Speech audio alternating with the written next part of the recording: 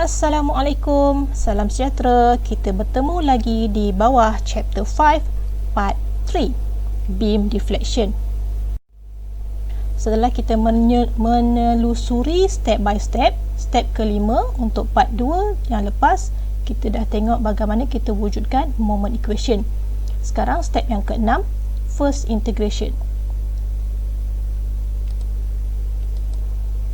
Okey, kita dah melihat dan telah mewujudkan moment equation di mana 5kx adalah moment equation. D2y per dx2 kali EI adalah dalam pengiraan slope equation. Jadi, kita integrate kali pertama d2y per dx2, maka terhasillah dy per dx EI equal to integrate 5kx akan mendapat hasil 5kx kuasa 2 per 2 campur C1. Ini semua pelajar telah mempelajarinya di matematik semester 2. Sila rujuk nota matematik anda. Kemudian, hasil daripada integration ini, bila kita pindahkan EI ini ke bawah, ke sebelah, maka keseluruhan formula ini dinamakan slope equation. Alright, di dalam slope equation tadi kita ada satu C1 yang mana kita tak tahu value C1 tu berapa. Jadi kita kena carikan, sebab dalam persamaan kita tidak boleh ada satu value yang kita tak tahu value dia nilai dia berapa. Jadi untuk mencari C1 pada slope equation tadi, maka kita akan menggunakan boundary condition. Okey, kita refer dekat gambar rajah yang kita dah letak boundary condition dan juga set origin point. Pada x equal to 6, x equal to 6 di sini, kita perhatikan dy per dx equal to 0.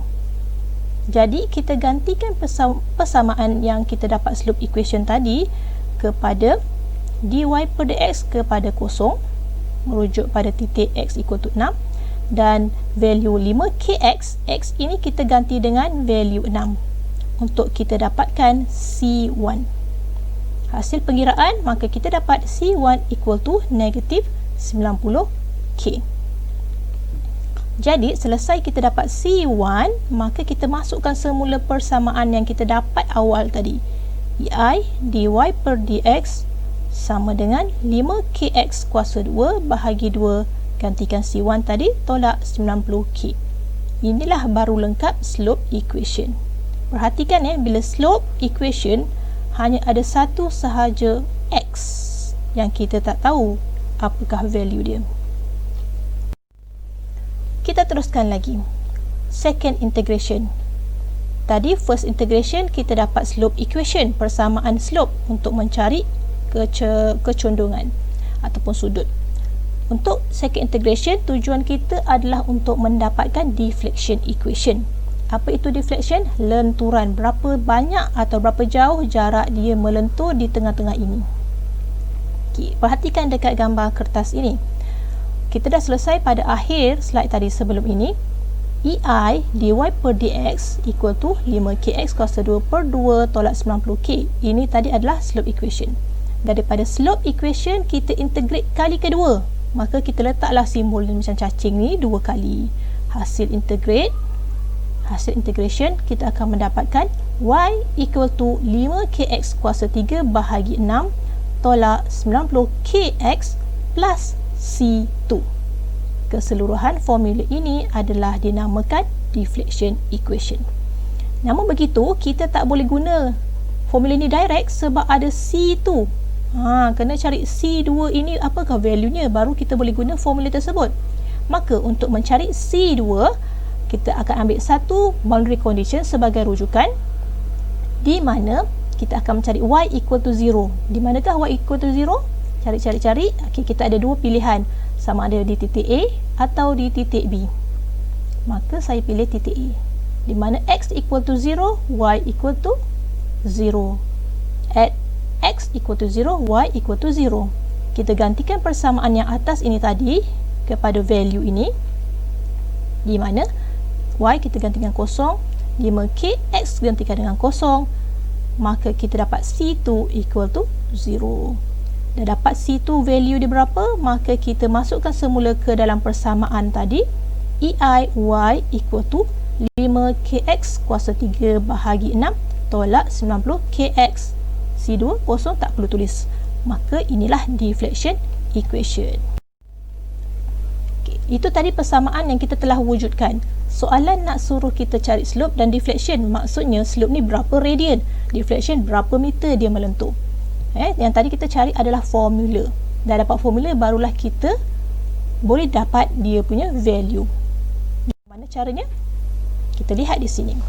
To find slope, untuk mendapatkan slope, iaitu sudut DA ataupun D sebelah B, kita rujuk kepada formula equation slope tadi. Kita dah dapatkan EI dy per dx equal to 5kx kuasa 2 per 2 tolak 90k. So, pada titik x equal to 0, sebabkan radian ataupun sudut berada di titik A, x equal to 0, maka dy dx ada value. Value ini yang kita nak cari. Kita gunakan x equal to 0, masukkan dalam persamaan ini.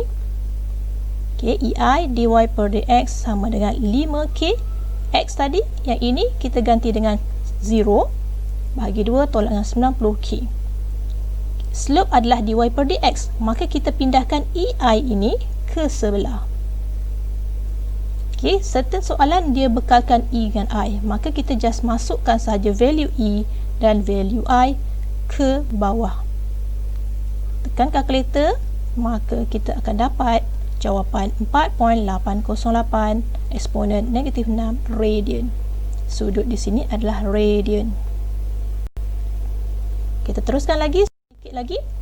To find deflection. Okay, soalan pertama kita dah selesai dapatkan slope dalam unit radian.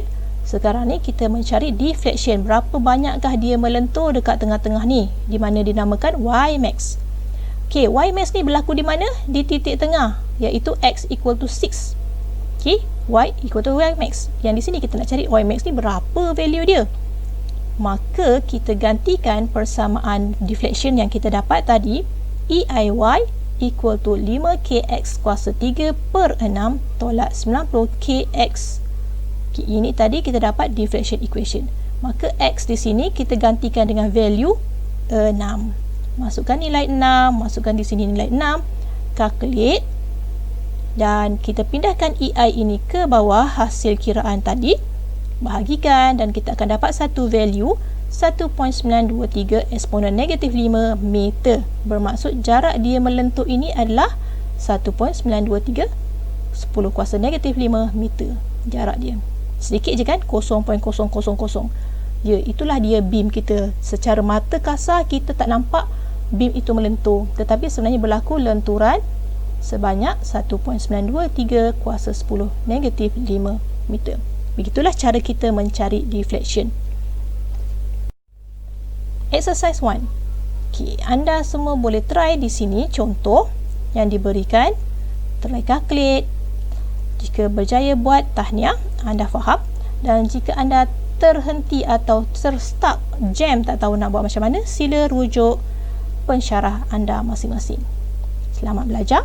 Dan sebagai kesimpulan bagi chapter 5 beam deflection, topik ini menerangkan tentang deflection, lenturan dalam sesuatu beam. Okay, kita nak kira berapa beam deflection, dan juga kita menentukan slope setiap point yang berlaku atas beam tersebut dengan menggunakan metod apa? Using double integration method. Selamat maju jaya, semoga semua faham, dan kalau tak faham boleh rujuk kepada pensyarah masing-masing. Terima kasih. Assalamualaikum.